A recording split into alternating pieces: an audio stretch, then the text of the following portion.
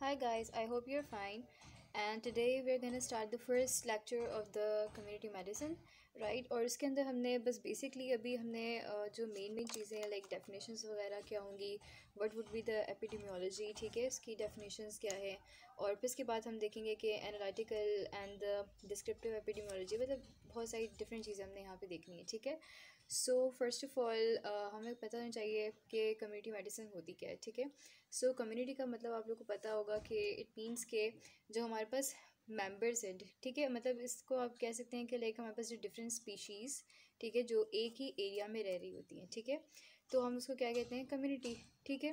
तो जिस तरह से हम कहते हैं कि एक जंगल की एग्जांपल ले लें, राइट, ठीक है, तो जंगल को हम कह सकते हैं कि जंगल भी एक कम्युनिटी है, ठीक है। अब उसमें जंगल में अब सिर्फ और सिर्फ हमारे पास एनिमल्स तो नहीं होते, ठीक है, we have different kinds of plants, we have different things, ठीक है। हमारे पास क्या होगा, कहीं अगर पानी है तो वहाँ पे हमारे पास फिशेस भी होंगी, ठीक है, मतलब बहुत सारी स्पीशीज़ क्या है कि they are living at a certain place, ठीक है, एक स्पेसिफिक टाइम के ऊपर, ठीक है, तो उसको हम क्या कहते हैं, कम्युनिटी, ठीक है। सो अब इसमें कम्युनिटी मेडिसिन में हम बेसिकली देखेंगे कि वहाँ जो मेंबर्स हैं हमारे पास कम्युनिटी के, ठीक है, उनकी हेल्थ के रिगार्डिंग हम क्या कर सकते हैं, ठीक है। So that is the community medicine, ठीक है। So health of the members of community, अब इसका एम्फेसिस किस पे होता है, तो it basically emphasise on the three things, right. और वो थ्री थिंग्स क्या हैं कि first of all early diagnosis of disease, ठीक है, कि जो भी डिज़ीज़ है वो हम पहले ही, ठीक है, क्या कर लें कि इससे पहले कि वो प्रोग्रेस करके हमारे पास सिवियर स्टेजेस पे पहुंच जाए, ठीक है, हम क्या करें, उसको अर्ली डायग्नोज कर लें, ठीक है। Recognition of environmental and the occupational hazards to good health, ठीक है।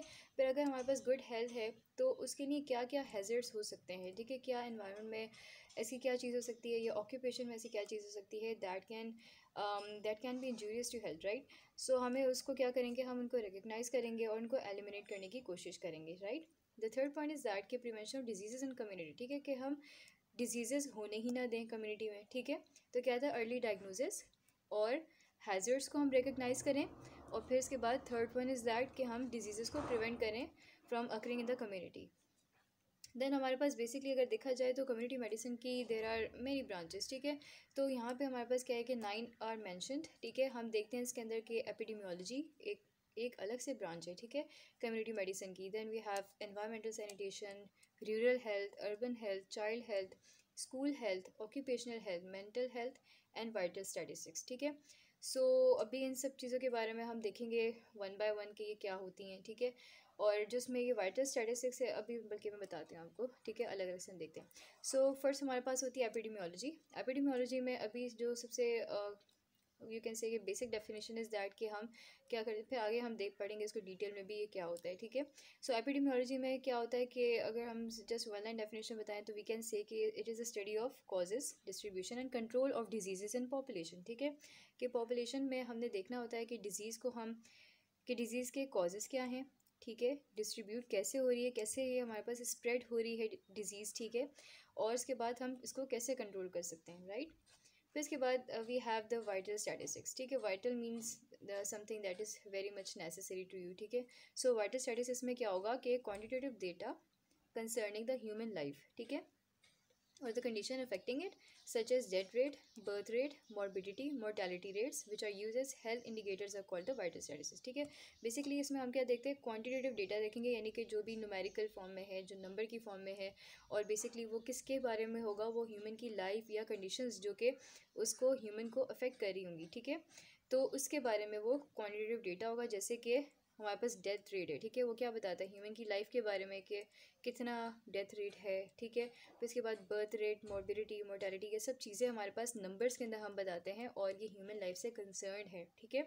सो ये हमारे पास वाइटल स्टैटिस्टिक्स में आ जाती हैं चीज़ें, ठीक है। और इसके बाद क्या है कि ये बेसिकली हमारे पास हेल्थ इंडिकेटर्स भी होते हैं, ठीक है, क्योंकि ये हेल्थ के बारे में बताते हैं किसी भी अगर हम रीजन में चेक करना चाह रहे हैं कि किस तरह की हेल्थ है वहाँ पे लोगों की, तो हम उसके मोर्टेलिटी रेट से भी हम इसके अंदाज़ा लगा सकते हैं कि मोर्टेलिटी रेट अगर if it is too high तो हम क्या है कि हमें एक फेयर गैस मिल सकता है कि इट मीन्स कि वहाँ पे जो हेल्थ कंडीशन है they are not very good, right.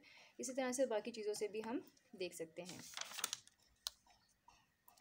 फिर इसके बाद हमारे पास आती है the third thing is school health, ठीक है। स्कूल हेल्थ क्या होती है कि सिंपली हमारे पास स्कूल से क्या होगा कि जो चिल्ड्रन है हम उससे इसको देख सकते हैं, ठीक है। सो इसका जो ऑब्जेक्टिव होता है वो ये होगा कि ये हमारे पास चिल्ड्रन को प्रोटेक्ट करता है कम्युनिकेबल डिजीज़ से, ठीक है। और किस तरह से वो प्रोटेक्ट करेगा, पर्सनल हाइजीन को फॉलो करके, ठीक है। कि बच्चे जो हैं वो क्या करें, पर्सनल हाइजीन को फॉलो करें, लाइक वो अपने ओरल माउथ हाइजीन का ख्याल रखें, वैक्सीनेशन करवाएं, ठीक है। और फिर क्लीनलीनेस ऑफ प्लेसेस के जगहें साफ़ होनी चाहिए, वाटर, स्किन, क्लोथ्स, ये सब चीज़ें हमारे पास बिल्कुल क्लीन होनी चाहिए। तो इस तरह से हम कम्युनिकेबल डिजीज़ को बच्चों के अंदर होने से प्रिवेंट कर सकते हैं, ठीक है। Then we have number fourth is the child health, ठीक है। अब चाइल्ड हेल्थ में क्या होता है, basically that is very important कि कब कब से कब तक इसका टाइम पीरियड है, ठीक है। So it basically starts from intrauterine period से, ठीक है, till the age of 14 years तक ये हमारे पास होती है। कब तक होती है, 14 ईयर्स तक। और कब से स्टार्ट होती है, इंट्रायूट्रन पीरियड से स्टार्ट हो जाती है, ठीक है। तो दिस इज़ वेरी इंपॉर्टेंट कि आपको ड्यूरेशन बताना चाहिए। देन द मेंटल हेल्थ हमारे पास बताता है कि it deals with the mental psychological status of human being, ठीक है, कि ह्यूमन बीइंग का मेंटल साइकोलॉजिकल स्टेटस क्या है, right. Then we have the epidemiology, ठीक है। अब एपिडेमियोलॉजी क्या है, सो अब हमारे पास की अगेन एक डेफिनेशन है, ठीक है, जिसमें वही वाली बातें जो मैंने आपको पीछे बताई थी, तो मैंने इसको यहाँ पे हाईलाइट भी कर दिया, ठीक है। सो फर्स्ट हमारे पास क्या होता है कि हम एपिडेमियोलॉजी में स्टडी ऑफ डिस्ट्रीब्यूशन देखेंगे, ठीक है। डिस्ट्रीब्यूशन किस चीज़ की, अभी एक मैं बताती हूँ, मैं आपको पूरी डेफिनेशन पढ़ूँ। So study of the distribution, frequency pattern and determinants of the health related states और events in specified population and application of the study to the control of the health problems, ठीक है। इसमें हम basically देखेंगे कि जो health related states हैं या इवेंट्स हैं वो किस तरह से डिस्ट्रीब्यूट हो रहे हैं, कैसे हमारे पास स्प्रेड हो रहे हैं, ठीक है। और किस फ्रीक्वेंसी, कितनी फ्रीक्वेंसी के साथ और किस पैटर्न के साथ, पैटर्न मीन्स कि किस मैनर के अंदर वो स्प्रेड हो रही है डिजीज़ या कोई भी इवेंट, हेल्थ स्टेट, कोई भी हम कह सकते हैं, ठीक है। और इसके क्या डिटर्मिनेंट्स हैं, इट मीन्स डिटर्मिनेंट्स क्या होते हैं बेसिकली के उसके जो रिस्क फैक्टर्स हैं, ठीक है, या जो उसके कॉजिंग फैक्टर्स हम कह सकते हैं, aetiological factors you can say, ठीक है। तो ये सब चीज़ें they all are the same things, ठीक है। तो क्या हम देखते हैं इसमें एपिडेमियोलॉजी में, डिस्ट्रीब्यूशन, डिटर्मिनेंट्स एंड फिर इसके बाद जो भी हमें इंफॉर्मेशन मिलती है हम क्या करते हैं, उस स्टडी को अप्लाई करते हैं, so that we can control those health problems, ठीक है। सो ये हमारे पास है डेफिनेशन। फिर इसके बाद इसके मेजर कंपोनेंट्स कितने होते हैं, तो वी हैव 6 मेजर कंपोनेंट्स, ठीक है। तो that is also very important कि इसके कितने कंपोनेंट्स होते हैं, 6 मेजर कंपोनेंट्स होते हैं। And these are distribution, frequency, determinants, health, disease, population. अब इन सबको वन बाय वन डिस्कस करते हैं। तो सबसे पहले हमारे पास आता है डिस्ट्रीब्यूशन, जिसमें हम देखेंगे हु, व्हेन, वेयर, ठीक है। तो हु, व्हेन, वेयर में हमारे पास क्या आ जाएगा, हु मीन्स पर्सन कौन सा है, ठीक है, किसको वो डिजीज़ हुई है, ठीक है। और अभी मैं बताती हूँ मैं हु और क्या चीज़ है, ठीक है। तो अभी हम देखेंगे डिटेल के अंदर। फिर वेयर कहाँ पे, प्लेस को बता रहा है, ठीक है। एंड देन व्हेन होगा टाइम, ठीक है। तो basically distribution is telling you that कि हमारे पास selection of people who experiences a disease in relation to, यानी हम ऐसे लोगों को सेलेक्ट करेंगे जिनको क्या होगा कि जो एक्सपीरियंस करते हैं डिजीज़ को, प्लेस, पर्सन एंड टाइम के लिहाज से, ठीक है। सो हमने इस तरह से डिस्ट्रीब्यूशन को स्टडी करना है। अब इसमें जो, अब ये जो चीज़ें हैं हमारे पास के पर्सन, प्लेस, टाइम क्या है, तो अब यहाँ पे हमने क्या किया हुआ है इसको डिटेल में बताया हुआ है, ठीक है। सो पर्सन क्या है, पर्सन हु को रिप्रेजेंट कर रहा है। अब यहाँ पे बेसिकली पर्सन से, पर्सन का मतलब है कि पर्सनल कैरेक्टरिस्टिक, ठीक है, वो पर्सनल कैरेक्टरिस्टिक जो कि इन्फ्लुएंस कर सकते हैं कि कितना डिजीज़, यू कैन से कि ससेप्टिबिलिटी, ठीक है। तो वो ये पर्सनल कैरेक्टरिस्टिक जो है वो ससेप्टिबिलिटी को बताएगा, ठीक है। लाइक हम कह सकते हैं कि एज क्या है, ठीक है, तो एज की वजह से वो कितना ज़्यादा प्रोन है टू सम डिजीज़ेस, ठीक है।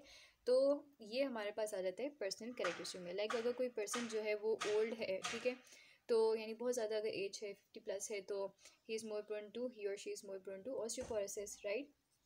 और अगर वो क्या है कि लाइक फॉर एग्जांपल हमारे पास अगर वो क्या है, अपनी चाइल्डहुड में है, तो चाइल्डहुड में कि हमारे पास मलेरिया इज़ कॉमन, ठीक है। और इस तरह से डिफरेंट, फिर जेंडर के अकॉर्डिंग कि फिर हमारे पास क्या है कि डिफरेंट हार्मोन्स आ जाते हैं, उसकी बेसिस पे भी हमारे पास कुछ डिजीज़ेस क्या हैं कि they are more common in males, ठीक है, एज़ कम्पेयर टू फीमेल्स, या फिर कुछ है वो फीमेल्स में ज़्यादा common as compare to males, ठीक है।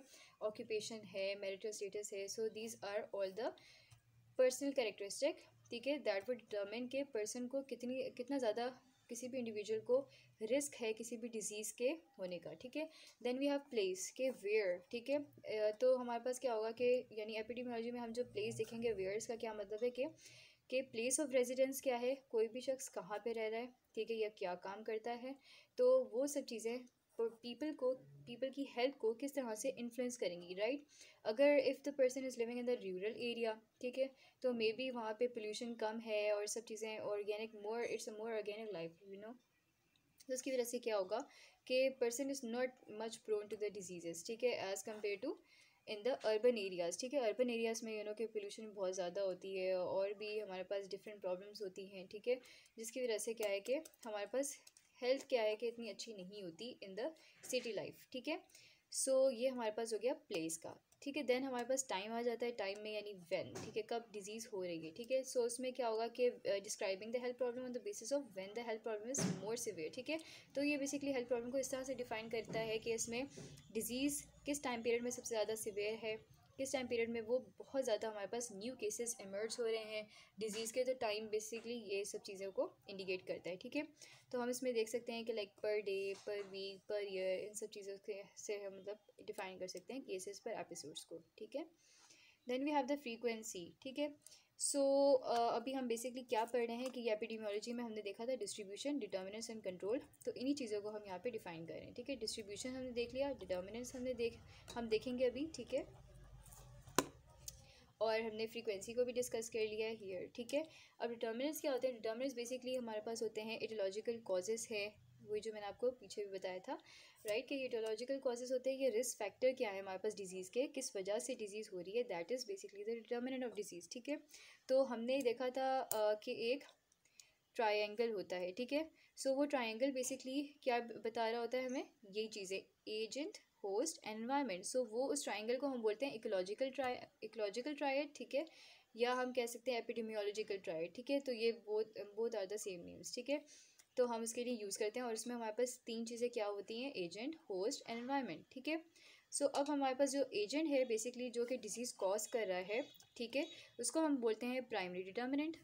And then we have a secondary determinant जिसमें हमारे पास होस्ट एंड एनवायरनमेंट आ जाएंगे, ठीक है। तो बेसिकली यानी क्या बेसिकली उनका एट्रीब्यूट्स था, क्या चीज़ थी हमारे पास होस्ट के अंदर और एनवायरनमेंट के अंदर जिसकी वजह से डिजीज़ हो रही है, ठीक है। तो that is a secondary determinant.